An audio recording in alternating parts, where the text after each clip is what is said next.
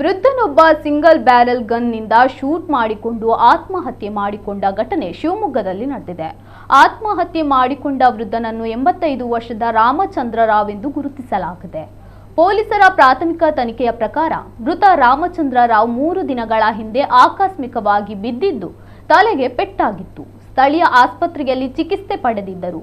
ನೋವು ಕಡಿಮೆಯಾಗಿರಲಿಲ್ಲ. ಅತೀವ ನೋವನ್ನು ತಾಳಲಾರದೆ ಅವರು ಆತ್ಮಹತ್ಯೆ ಮಾಡಿಕೊಂಡಿರಬಹುದು ಎಂದು ಶಂಕಿಸಲಾಗಿದೆ.